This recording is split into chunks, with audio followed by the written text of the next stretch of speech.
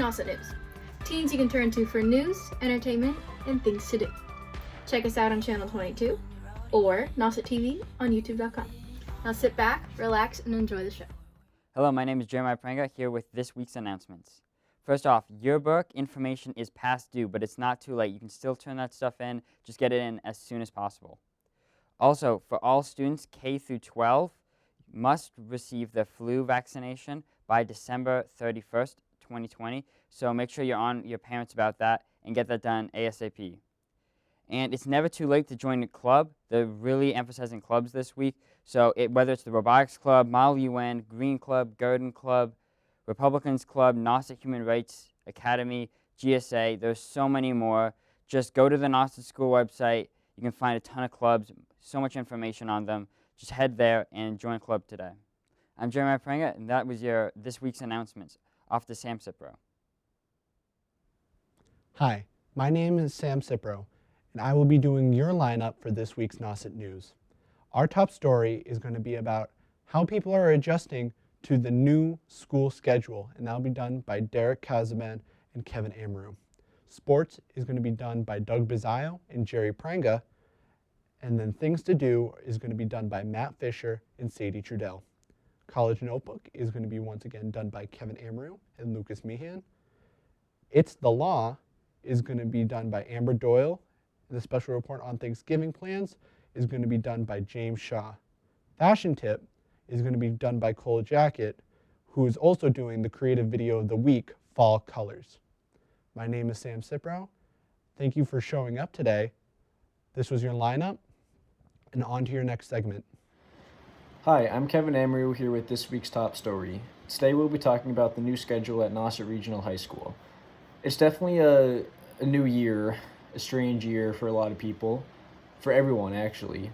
We moved into the hybrid version of education at our school, and it's the 2 days in school, 3 days online. But some kids are doing the all online version, and I'm personally one of those kids. I enjoy the online much better. My grades are as good as they've ever been. They're the best they've ever been. And I do think that it's because I have been home. I've been able to really focus on school more without as many distractions in the classroom. My friends aren't like over on the other side of the classroom looking at me. We're not laughing at each other. But, you know, some kids obviously are going to enjoy being in school a lot better because they need to be able to be with the teacher, be with people. It's a whole different ballgame for everybody. But I personally enjoy the online way better. Like last year when we first started quarantining, not really last year, this last school year when we started, it was still up in the air what we were doing. So it was kind of just like you joined the class and that was about it. Like there wasn't really homework, there wasn't really classwork. But this year it's like we got to do stuff. Like it's a real year. It's just not totally in person. Here's Derek Kazaban with some other people who are going to give their opinions on what they think about the online/virtual version of school this year. Hi, I'm Derek Kazaban here with your top story on the new schedule. So the new schedule right now is going good, but when we first started school it was kind of confusing because nobody knew where to go. And like before school even started, you know, we had A day and B day, and now it's like AA, and then Wednesday we all stay home, and then we have Thursday, Friday B days. So we're still kind of adjusting to it. Personally, for me, the schedule is going good so far. When we first started, it was kind of confusing to me, especially on Wednesdays that we have all 7 classes. That was confusing, but now I'm getting like used to it and what we have to do now. And now I'm here with Monique Malcolm, and she's going to talk about her experience and new schedule. So Monique, how are you adjusting to the new schedule? Like, do you find it confusing? Like, how do you feel about it? Well, to be honest, personally, I think the new schedule is better than before because, like, now even though I don't have enough one-on-one session with the teacher, it's better because like even if like we go over a lesson today and then tomorrow maybe we get the chance to do it again, so like it's easier that way than before. Do you feel you're getting like more work done, or do you think it's like more challenging? Well, in some of my classes, yes, but then like for my like higher level classes, it's like harder. But I try to go home and do as much as I can. Okay, thank you, Monique. You're welcome. I'm now here with Sam Cipro, who is going to talk about his opinion on the new schedule. So I'm definitely feeling conflicted about the new schedule and the whole thing in general, because in some of my classes I'm doing great and the in and out of school is definitely a bonus, but in certain subjects I'm having trouble with audio quality from my teachers, where it's either the smart board is too loud or there's a humming in the background or they're standing too far away, and it makes it quite difficult for me to hear and understand the lesson. So definitely being in school really helps. I just wish it was an A day, B day kind of schedule, not AA, BB, because it gives me, I don't know, it's just difficult. And also remembering the times for when you're at home on Wednesdays, and I'm a Tuesday, Friday, so remembering the times on Monday and Thursday when I'm at home can certainly be difficult. But I'm not complaining, I'm in school, I'm still learning, so yeah. I'm now here with Zadie. I kind of have mixed feelings also about the new schedule, but I don't really like it that much because I'd rather be at school 5 days a week, but I'm still happy that I'm at school at all, so yeah. And now let's hear from Kelly. I'm not a big fan of the schedule. I wish it would, be like the old one where it'd go A, B, and then we'll have I like the Wednesday where it's kind of a check-in day, but it's kind of just like too much having 2 A days in a row. Plus, if homework's assigned on a Monday, it could be due on a Tuesday instead of being due in 2 days. So I'm not a big fan of that. Thank you for watching this week's Top Story. I am Kevin Amru, and I will see you next week. Hello, my name is Amber Dole, and welcome to It's the Law. Driving under the influence of alcohol is extremely prohibited. Did you know, in Massachusetts, first-time offenders can face up to 2.5 years in prison, and can be fined anywhere from $500 to $5,000. The driver will also have their license suspended for a period from 45 to 90 days. Drinking while driving will not only put you at risk, but will also put other drivers on the road at risk. Remember to be responsible while driving and while drinking. Thank you, and this has been It's the Law. Hello, and welcome to this week's Fashion Tip. I'm Cole Jacket, and today I'll be talking about jackets. As we get further into the fall season, it starts to get colder and the need for a jacket increases. Jackets are a stylish way to stay warm in the colder months and come in various different types. As of the beginning of November, it's still warm enough for a lighter jacket. Throughout this month, however, it'll start to get colder and a heavier jacket or coat might be needed. Whether it's a windbreaker or a bomber jacket, you'll be warm and looking good. This has been Cool Jacket talking about jackets on this week's Fashion Tip. Welcome to this week's episode of College Notebook. I'm Kevin Amru, and today I'll be talking about UMass Dartmouth. UMass Dartmouth, it's a public university located in Dartmouth, Massachusetts. It's one of the 5 campuses in the University of Massachusetts system. The acceptance rate is around 78%, and the graduation rate is only 50%. UMass Dartmouth has quite a few majors, their more popular ones being business, management, marketing, health professions, engineering, and visual and performing arts. UMass Dartmouth is a NCAA Division III school having sports such as baseball, basketball, cross country, football, soccer, and many, many others. But those are just a few of their more popular ones. So yeah, it's located in Dartmouth. It's in Massachusetts, so anyone from New England, like last week, they can go to this school, be close to home. It's a good school overall, and that's all I got for you this week, and I'll see you next time.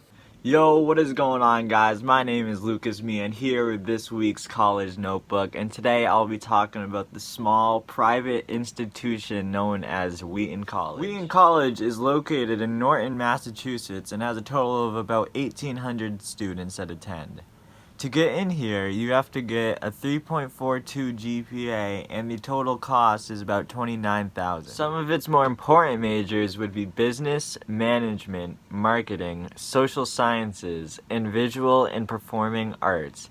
And its more important sports would be baseball, basketball, cross country, lacrosse, soccer, tennis, swimming and diving, and track and field, and many more. If you are planning on going to Wheaton, then the acceptance rate is a 70% and the graduation rate is a 79%.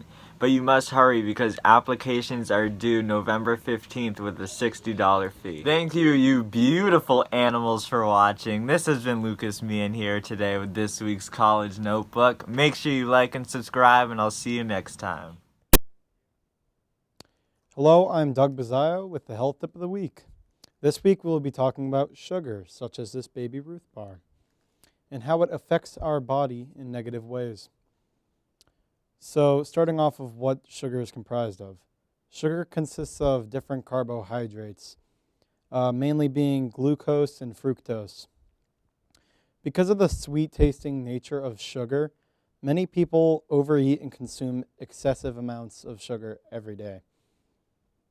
Since sugar is in most foods and drinks nowadays, people in general consume above healthy limits of the sweet carbohydrate. Eating too much sugar can mainly lead to weight gain and blood sugar problems that cause heart disease. Over time, the accumulation of sugar within the body builds up fat blockage within red blood cells and arteries, causing blood clots. That can lead to an increased risk of heart attack and diabetes, which overall negatively affects your health through daily life. These clots, as said, stress your arteries and can cause permanent damage to the heart. Thank you. Hi, I'm Kellen Warren, and today I'll be talking about the risk of having a lot of sugar at a young age. A child between 2 and 18 should have less than 25 grams of sugar per day. A child under 2 should not have any sugar at all. Excessive sugar intake in an early age can lead to unhealthy body mass index later in life. Too much sugar in an early age can also lead to some chronic diseases such as diabetes, heart disease, or cancer. Too much sugar can also lead to teeth problems like sugar decay and cavities. You can solve this problem by brushing your teeth regularly and cutting down on sugar. Things that kids need to watch out is for hidden sugars, such in different syrups, cereals, yogurts, applesauce, and many other foods, or have a lot of hidden sugars that kids don't know about. A different thing you can have is different like fruits or natural sugars that will not cause any health problems. This has been Kellen Warren with this week's Health Tip of the Week. Thank you for joining us. Hope to see you next week. Bye. Hello, I'm James Shaw with your special report. With Thanksgiving right around the corner, it is obvious it's going to be very different this year. Due to the pandemic, most people won't be seeing their entire extended family like they usually do, and will have more local gatherings. Our governor said we should keep these gatherings to at most 10 people to prevent the spread of the virus. My plans for this Thanksgiving is that I'm going to stay home this year instead of going off with immediate family off Cape like I usually do. Now let's hear about some of the other students' plans. Hi, I'm Matt. Usually for Thanksgiving, my family and I get together, my grandparents, cousins all get together. But unfortunately this year, due to COVID, we won't be able to do that because my grandparents are high risk. So it'll just be the 5 of us, my family of 5, for Thanksgiving this year, which will be nice to be together, but I wish we were with the extended family. I love pies, especially pumpkin and apple during Thanksgiving. I also love turkey. Hi, I'm Doug, and I'll be going over with you what I normally would do during Thanksgiving, which would be being with my extended family going off Cape. But now this year, I'm having some of my cousins, a select few that we've seen during COVID, and we know that they're negative, so they're coming down to have Thanksgiving dinner at my house, and it should be a good time. So typically me and my family, we travel up to Wisconsin and celebrate with my family. But this year we're going to stay home. We might actually invite one of my dad's coworkers, and we're gonna have like sort of our own little celebration with them. My favorite side dish, I would say, or not side dish, but my favorite thing about Thanksgiving is definitely the pies. My mom makes great pumpkin pie. Our whole family loves it. We make like 3 of them because we go through them so fast. It's great. Hi, I'm Sage Adele, and this is Things to Do. Let's start with the movies. I Am Woman is a music drama movie with 65% Rotten Tomatoes and a 6.3 out of 10 from IMDb. This movie is about the famous singer Helen Reddy, how her song I Am Woman went all the way to the top of the billboards and inspired many different people in 1972. The Haunting of Bly Manor is a new drama show on Netflix. This is a very dark yet engaging supernatural show. It has a 7.5 out of 10 rating from IMDb.